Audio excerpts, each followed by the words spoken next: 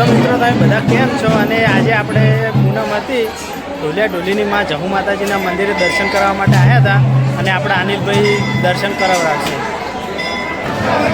તો જુઓ મિત્રો, અમે પૂનમ છે જે જહુમાના મંદિરે દર્શન કરવા માટે આવ્યા છો. જોઈ શકો છો વસ્તી કેટલી છે.